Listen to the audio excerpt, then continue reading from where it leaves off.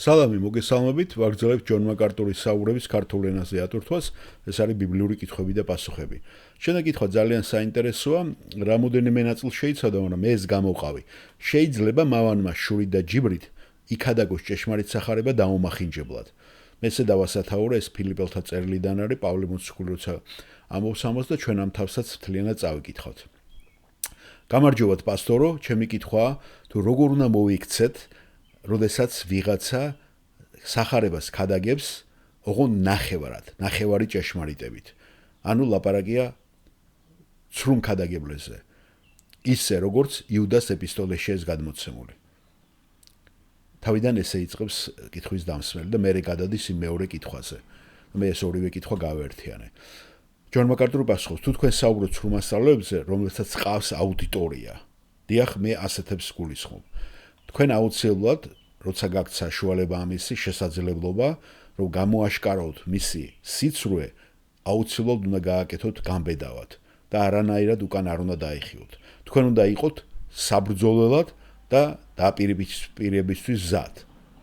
მათთან ზავის დაზავება არანაირად არ შეიძლება. იმიტომ რომ თქვენ საუბრობთ ის ცრუ მასწავლებლებზე, რომლებმაც შეიძლება მსხვერპლად აქციონ თავიანთი მსვენელები. და ისინი თქვენ უნდა გამოგლიჯოთ, რათა ყველანაირად არ დაზიანდეს ჭეშმარიტი სახარება და ჭეშმარიტი ეკლესია. ასე რომ, თუ თქვენ ხართ მაგალითად ახლად დაწყებული ქრისტიანი და სახში შემოუშვებთ სამ გამოცდილი იეღოველს, ეს რა თქმა უნდა არ იქნება სწორი და არ უნდა შეხვიდეთ მათთან დიალოგში, იმიტომ რომ შეიძლება თქვენ უფრო დაზარალებული აღმოჩნდეთ. ამიტომ სანამდე ამ დისკუსიაში შეხვალთ, თქვენ საჭიროა რომ კარგად იყოთ მომზადებული და გაწაფულები. როდესაც ცრუ მასწავლებლებთან გვაქვს საქმე, თქვენ აუცილებლად უნდა დაუპირისპირდეთ და გამოაშკარავთ მათი სიმახინჯე. და მე მთელი ცხოვრების განმავლობაში ეს გამიკეთებია. ხანდახან თუ გახსოვთ, აქ მოსული ადამიანების მიმართაც გამოვიყენე ეს სიმკაცრე. და მე არ მივეცი მათ საშუალება, რომ თავიანთი სისულელეები კათედრიდან, ან ამბიონიდან, ან დარბაზიდან ელაპარაკათ. თქვენ უნდა გააგებინოთ მათ, რომ თუ ისინი ცრუ მასწავლებლები არიან, ისინი ღვთიური განკითხვის ქვეშ არიან. და ყველანაირად უნდა ამხილოთ ისინი. რა თქმა უნდა, ჩხუბი არ არის საჭირო, ჩხუბის დაწყება, მაგრამ პირდაპირობა აუცილებელია. წარმოიდგინეთ, თქვენ საუბრობთ იმ ადამიანების მსხვერპლ ადამიანებზე, რომლებმაც არ იციან გარჩევა და მოტყუებულები არიან. ერთია რომ იყო მატყუარა და მეორეა რომ იყო მოტყუებული. და ყველა მატყუარა გარკვეულწილად თავსაც იტყუებს. მაგრამ როგორც კი ისინი პროპაგანდისტები ხდებიან, ხომ, ეს უკვე კიდე სულ სხვა საკითხია და გახსოვთ, პავლე მოციქული არ ერიდება და ამხელს და ასახელებს სახელებსაც კი. და ჩვენ დაგვიტოვა ეს სახარებაში. ვინც რწმენას ანგრევს, ჰიმენეუსი, ალექსანდრე და სხვები გახსოვთ. შემიძლია კიდევ ერთი კითხვა დავამატო ჯონ, დიახ, აუცილებლად. წმინდა წერილში პავლე ამბობს, რომ ასეთი ადამიანები ზოგიერთები ქადაგებენ და ის ციხეში გახსოვთ ამას ყვება, რომ სახარებას ქადაგებენ ჯიბრით და შურით. დიახ, ეს არის ფილიპელთა პირველი თავი, ეუბნება ჯონ მაკარტური. მე არ მახსოვდა ზუსტად. დიახ, ეს არის ფილიპელთა პირველი თავი.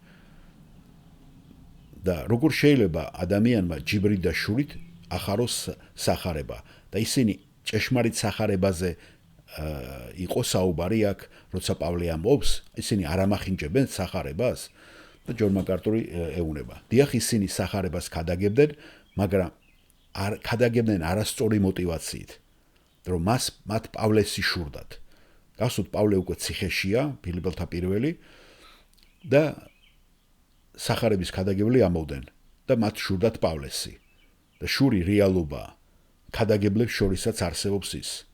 და ისინი პავლესზე ლაპარაკობენ, რომ თითქოს და პავლე უკვე დაჭერილია, მან ამოწურა თავისი ესე ვთქვათ სახურება და ის აღარ არის გამოსადეგი.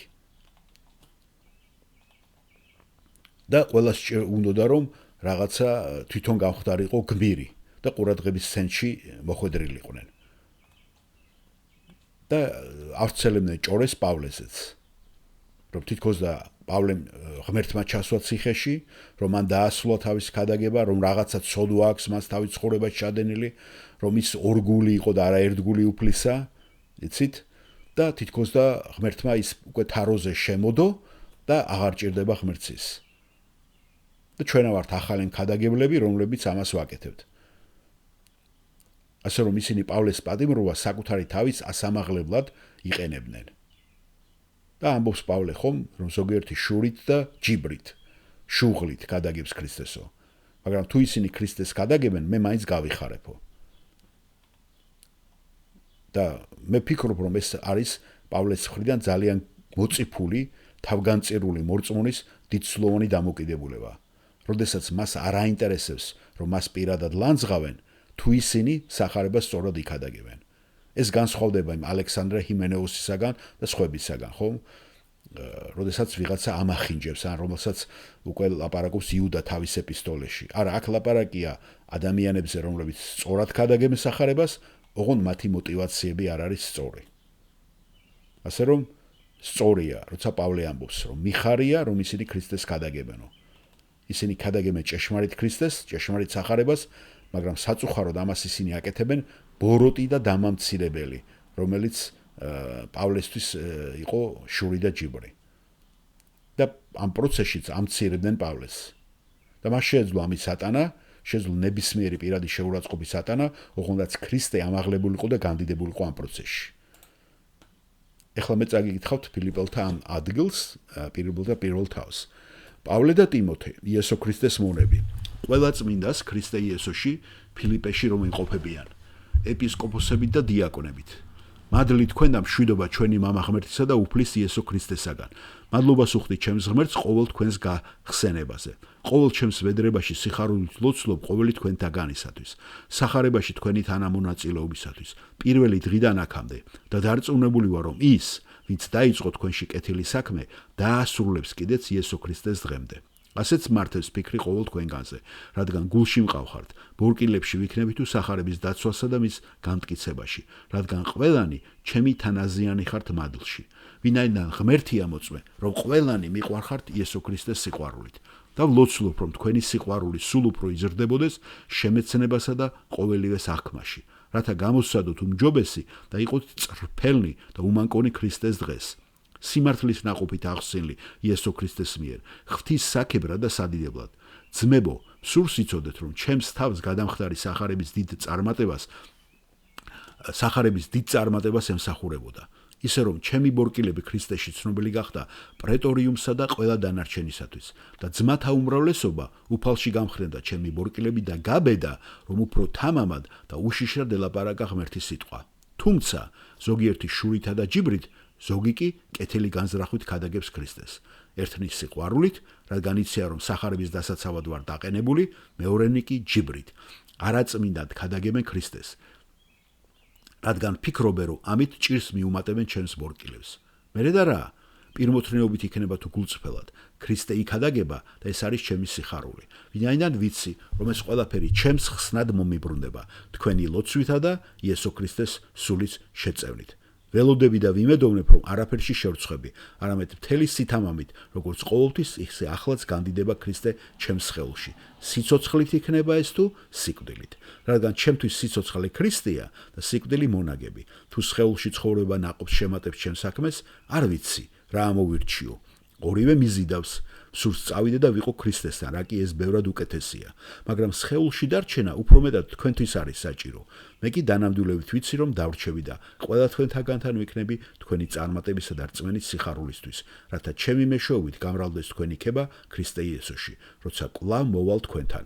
ოღონდ მოიქეცით ქრისტეს სახარების ღირსად, რათა მოვალ და გნახავთ. თუ ვერ მოვალ, მესმოდეს თქვენზე, რომ ყარად გახართ ერთსულში და ერთსულოვან იხწით სახარების რწმენისათვის. ნურაფერში შეუშიდებით მოწინააღმდეგეს. ეს მათთვის დაღუპვის ნიშანია, თქვენთვის კი ხსნისა და ეს ღვთისგან არის. ვინაიდან ქრისტეს გულისთვის მარტო წმენა კი არ მოგეცათ, არამედ ტანჯვაც მისთვის. იღწვით რა იგივენაირად, ჩემში რომ ნახეთ და ახლაც გესმით ჩემს. მადლობა მოსმენისათვის.